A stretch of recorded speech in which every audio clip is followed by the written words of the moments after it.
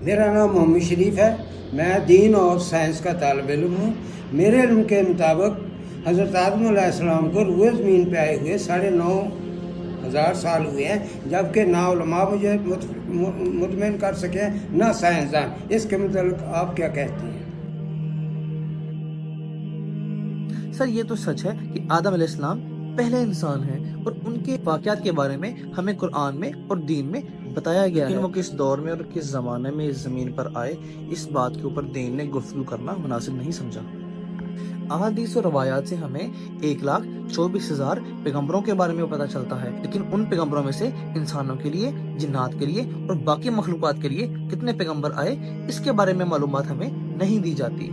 सिर्फ इशारे मिलते हैं। जैसे कुरान में आता है कि ए नबी, हमने कुछ का हाल तो तुम्हें बताया है और कुछ का हाल तुम्हें नहीं बताया। जैसे कि एक और आयत में आता है कि जो लोग आसमान में हैं, जो लोग ज़मीन में हैं, सब अल्लाह की तस्बीह कर रहे हैं। और जिन लोगों का जिक्र आसमान की तरफ हो रहा है, वो लोग कौन हैं? जब ये आयत नाज़िल होती है तब तो जहाज जैसी कोई चीज़ नहीं थी। इसका मतलब आसमान में भी कुछ लोग हैं, और अगर वहाँ पे कुछ लोग हैं तो वहाँ पर भी पैगंबर आए होंगे, लेकिन हमें उनके बारे में ज़्यादा तालीमात नहीं दी गई। और ये शायद इसलिए भी ज़रूरी नहीं था क्योंकि दीन का मकसद अल्लाह की पहचान और आखिरत पे ईमान है।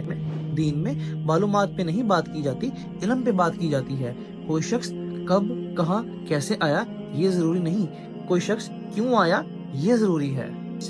अब जिस पैगंबर के बारे में हमें सबसे ज़्यादा तालीमात दी गई हैं, वो इन सब पैगंबरों के इमाम हैं, इमामुल अंबिया हैं, जिनका नाम मोहम्मद अरबी सल्लल्लाहु अलैहि वसल्लम है। तो सर, अगर हम दूसरे पैगंबरों को जानने में अपना वक़्त लगाएंगे तो हम अपने पैगंबर की शरीयत में, अमल में कमज़ोर हो सकते हैं, और ना ही हम साइंस पे ज़्यादा इतबार कर सकते हैं, क्योंकि साइंस तो वक़्त के साथ साथ अपने आप को तब्दील करती रहती है। अब इसका सबसे बेहतरीन हल तो यही है कि हम एक दफ़ा अपने पैगंबर की शरीयत पे अमल करें और एक दफ़ा जन्नत तक पहुंच जाएं। वहाँ सारे पैगंबर होंगे, वहाँ जाके हम उन्हीं से पूछ लेंगे कि वो कब, कहाँ और कैसे आए।